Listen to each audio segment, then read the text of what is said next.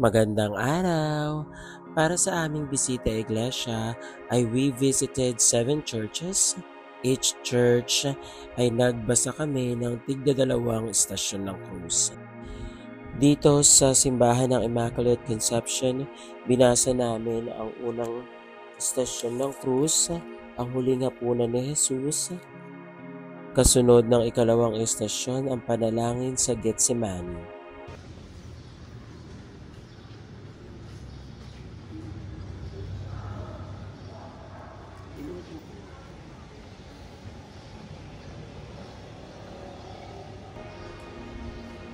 After we read each station of the cross, ay nagpunta rin kami sa loob ng simbahan para manalangin sa mga pansarili naming dalangin sa Panginoon.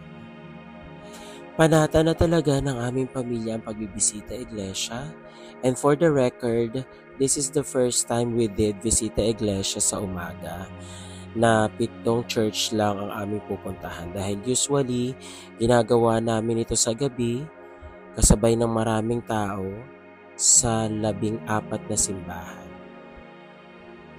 Nangapaman kami sa umpisa kung paano sisimulan ang pagbisita iglesia, ay nakatulong naman ang pagsisearch namin sa internet kung saan namin sisimulan at kung ano ang malalapit na simbahan sa aming lugar.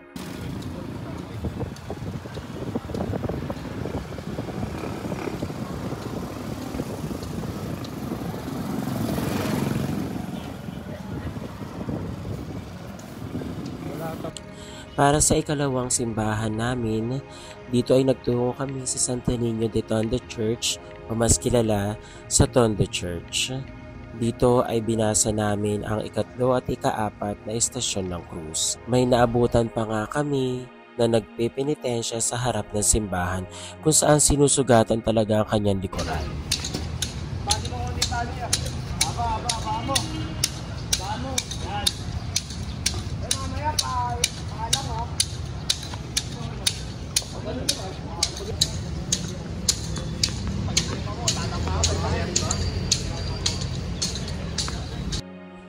Para sa ikatlong istasyon, ang paghatol ng kamatayan kay Jesus. At para sa ika-4 na istasyon ay ang paghampas, pagpuputong ng koronang tinik kay Kristo. Para sa mga matagal ng deboto talaga ng Tondo Church o Santo Niño de Tondo, mamamangha ka talaga sa bagong disenyo ng simbahan ngayon. Habang nasa simbahan nga kami at nagbabasa ng ikatlong istasyon, ay may lumapit na bata at humihingi ng kaunting tulong. Nag-abot naman tayo kahit papaano ng maliit na halaga sa batang paslit. Mahalaga na naipapakita natin sa mga kabataan ngayon ang paggawa ng tama at kabutihan sa kapwa. Kung mapapansin ninyo, nakatingin sa akin ang batang nasa harapan ko. Since it's our first time to do Visita Iglesia sa umaga, hindi ko rin in-expect na sobrang dami rin pala ng tao. Kaya medyo nakakailang din mag-video since we are first-timer vlogger. Thankful pa nga ako dahil ilang araw din ako nagkasakit at walang boses. Kaya kahit papaano ay nakakapag-voice over ako ngayon.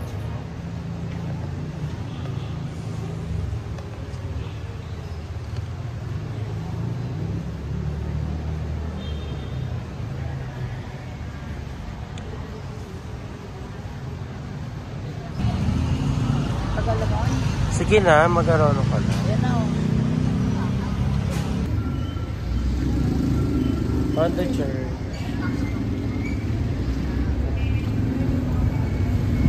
Sa aking palagay nga ay mas komportable ako na gawin ang bisita iglesia sa umaga. Pansin ko na marami man ang tao ay hindi katulad sa gabi na halos hindi magkamayaw ang dami ng tao at sobrang siksikan.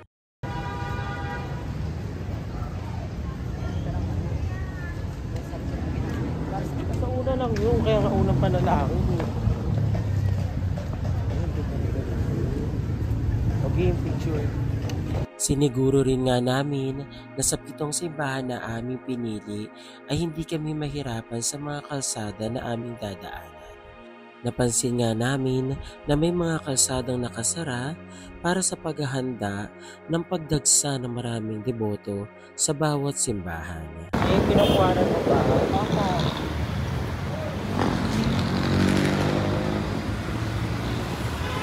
Ito yung pwede. Hindi maalis sa aking isipan na mamangha sa bawat tanawin na aking nakikita.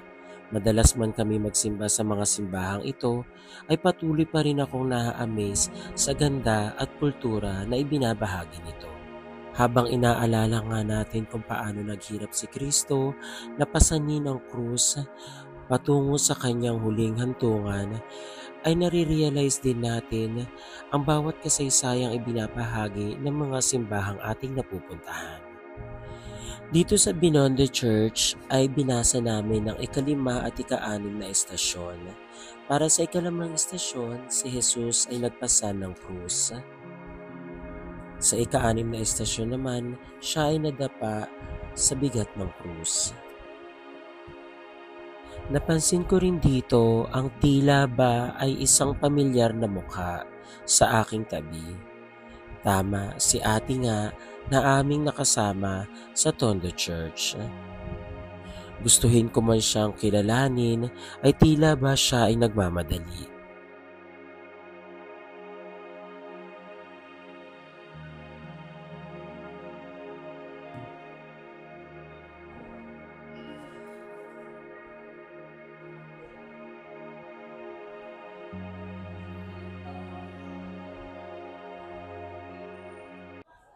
Dito nga ay nakakaramdam na rin ako ng pagod at pagkauhaw at gutom dahil alas 5 pa lamang ay gumising na kami. Hindi pa kami umiinom ng tubig at kumakain.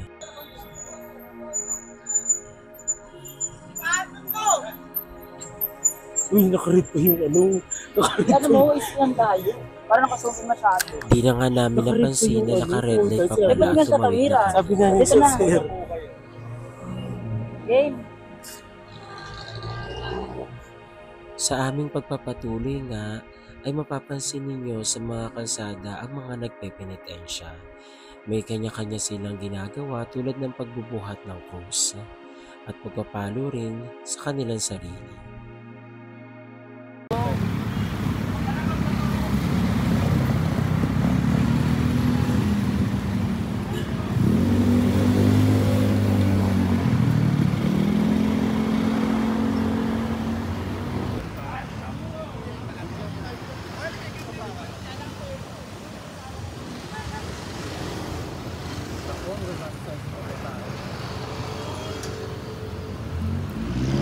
Para sa aming ika-4 na simbahan, dito kami sa Quiapo Church ay nagtungo. Dito ay binasa namin ang ika-7 estasyon at ika-8.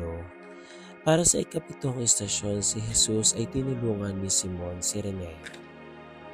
Sa ika-8 estasyon, nasalubong ang mga babaeng taga-Jerusalem. Habang papalapit na nga kami sa pagtatapos ng estasyon ng krus, ay mapapansin mo rin ang pagdami lalo ng mga taong dumarating sa mga simbahan.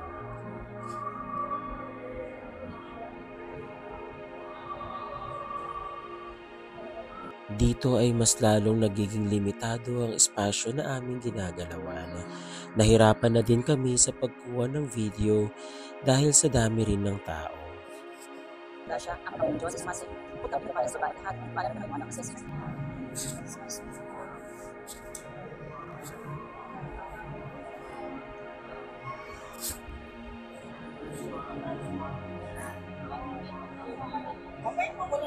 Dito ay mapapansin ninyo ang pagdagsa ng mga deboto ng Nazareno. Paglabas nga namin ng simbahan ay sumalubong sa amin ang sobrang tirik na sikat ng araw na nagpadagdag sa init at hirap ng pagpapatuloy sa aming bisita iglesia. Dito nga ay nakalimutan naming magdala ng payong para sana nakabawas man lang sa init na aming nararamdaman. At sa di kalayuan ay may napansin kaming isang grupo ng mga deboto ng Nazareno na may daladalang malalaking krus. Sa nagkakasama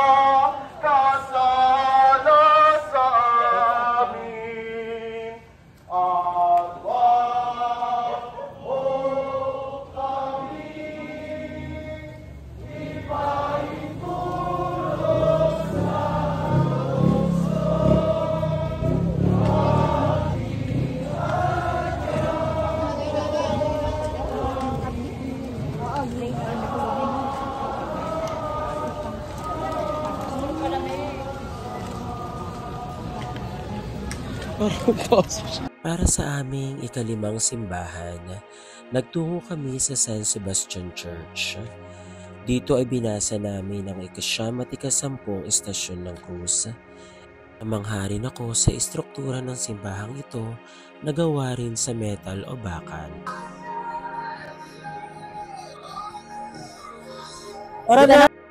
Dito nga ay nagkatuwaan pa kami ng aking kapatid dahil tawa siya ng tawa sa akin habang hawak ko yung camera ko.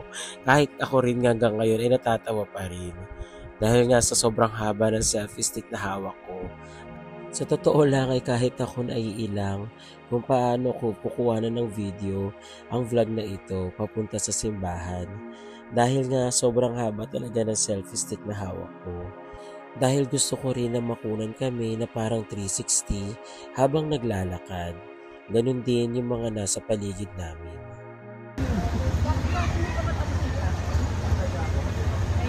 Nakakatuwa rin na habang kami ay nagva-vlog ay may mga taong nakikisakay rin sa amin. Tulad ng bata kanina na nag-make face pa sa camera. Maganda rin naman ang naisip kong gawin na ilagay sa selfie stick yung isang cellphone ko para makuha na ng buo ang nasa paligid namin dahil kitang-kita nyo naman ang dami ng mga debotong nagpuntaan sa San Sebastian Church. At kitang-kita rin dito na kuwang-kuha ang aming paglalakad papunta sa simbahan. Naramdaman ko nga lang ang pangangalay ng kamay ko dahil sa bigat din ng cellphone ko at para hindi rin mauga ang pagkuha ko ng video. Ang tagal pa nga namin nag-antay dito dahil akala namin ito ang entrance, yung pala ay sa kabilang gate.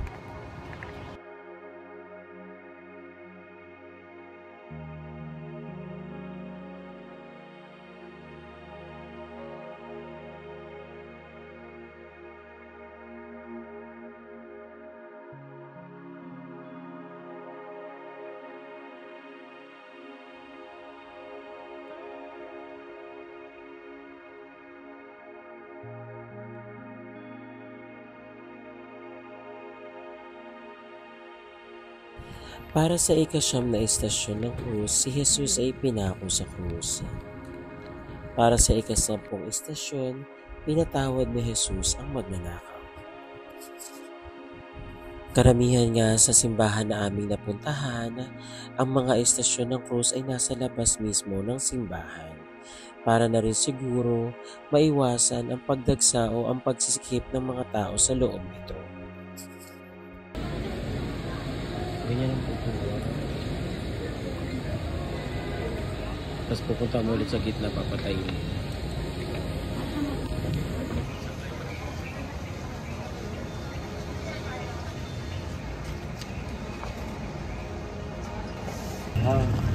Kita ka.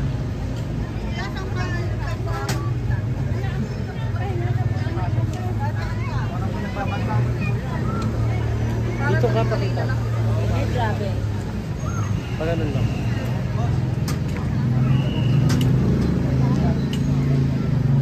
Ako na din lang. Baka di ko makita yung daan. Kailangan makita niya. Alisin mo na yun. Tapos nakagad na dito. Ayun mo. Lakad lang na.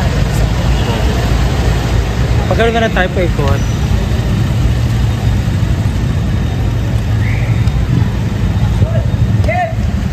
Saan ba tayo nag-park?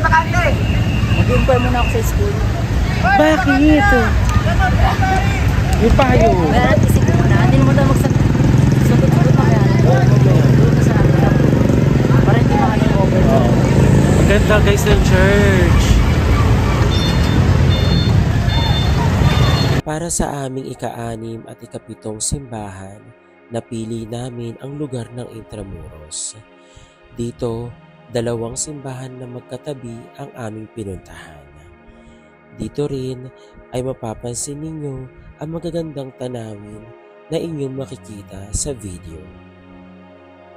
Napili namin dito ang huling simbahan na aming pupuntahan dahil na rin sa malalim na kasaysayan ng lugar na ito.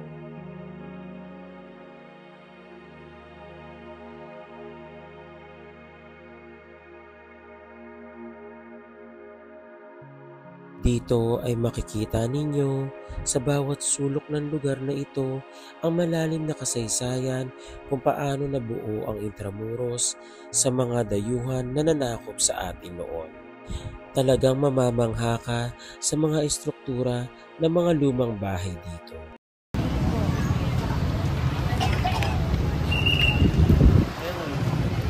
Dito. Dito ka para makita yung church.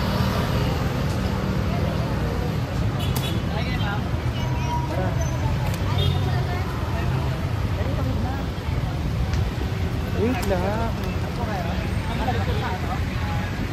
Siguro naman ang vlog nito.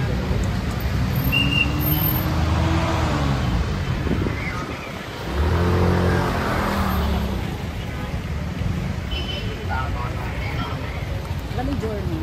Oo. Alam mo na yun. Ano yun? Last journey.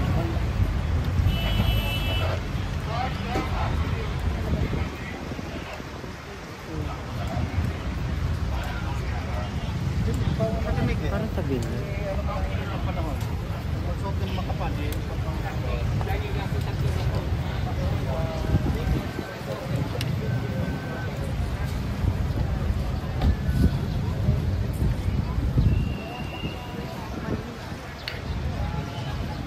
Kita. Kita. Ano number? 7 lang.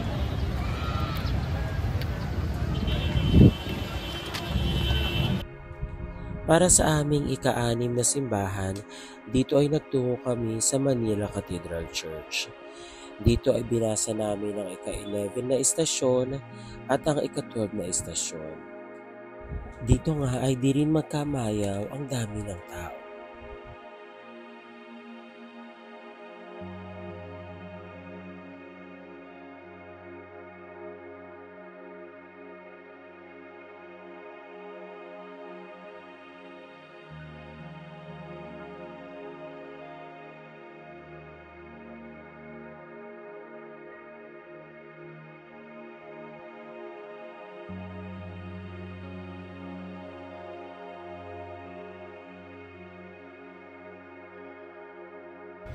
Matapos nga sa Manila Cathedral, ay nilakad namin ang susunod na simbahan. 70 cheat. Sobrang pagod nga ay nakaramdam na kami ng uhaw at dito ay bumili kami ng fresh juice. Habang papunta nga kami sa susunod na simbahan, ay bumili si Cheat ng suklay sa kalapit na tindahan.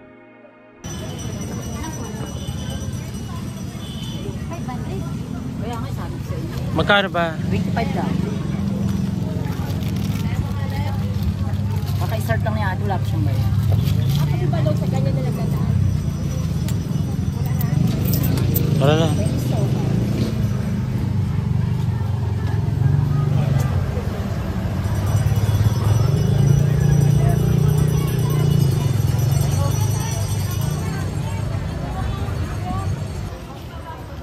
Nawalan po siya ng electric.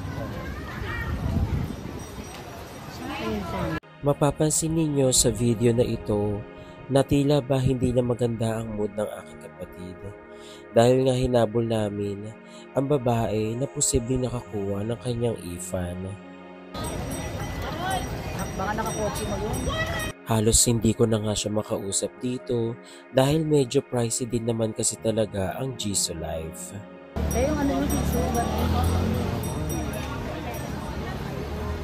Sabi niya sa akin, huli niya itong nagamit sa binila namin ng juice kanina kung saan ipinatong niya ito dahil siya ay magbabayad. Dito nga sa video na ito ay nilapitan niya ulit ang tindahan at muling tinanong kung talaga bang napansin nila ang nawawala niyang Jisoo Life.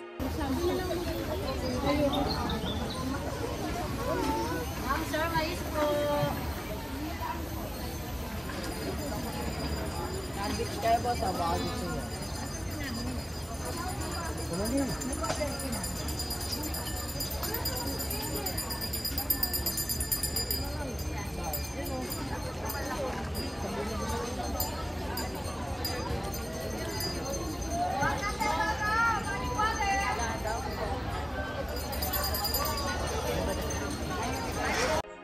Wala na kami talagang nagawa sa part na ito, kundi tanggapin na wala na talaga ang Jisoo Life ng aking kapatid.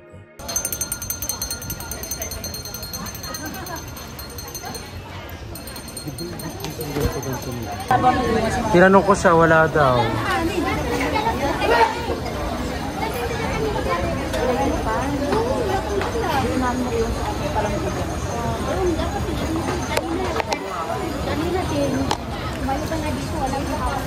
Para naman.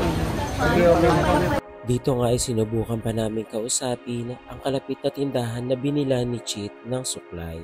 At wala raw siya talagang nakita na Jisoo Life na nailapag sa kanyang bangketa.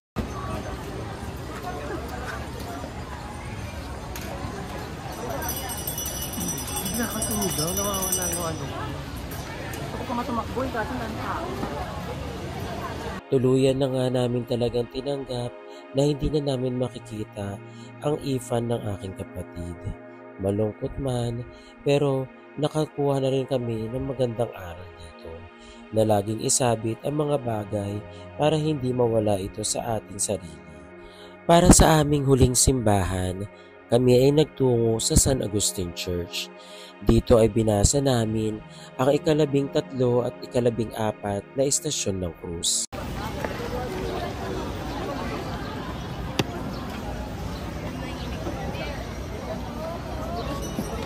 Sorry po.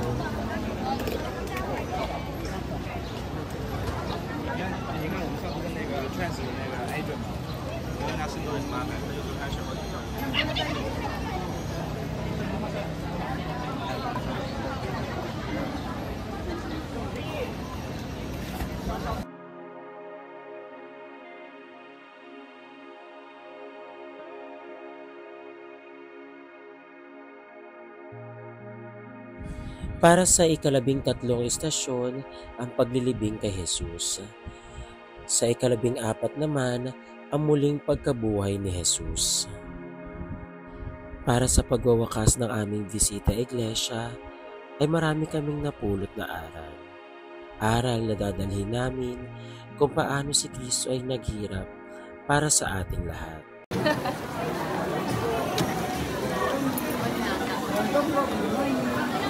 Careful po tayo sa steps. Good morning po.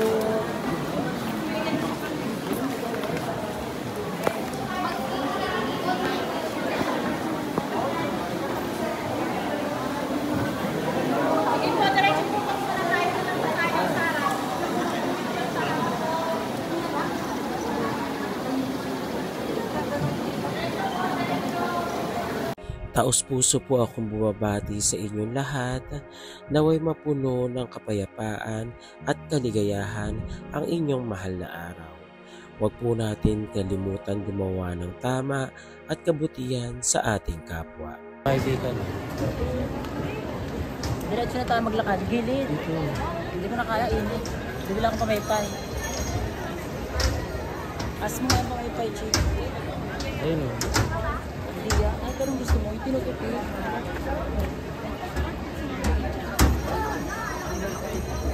Pero yung maliit.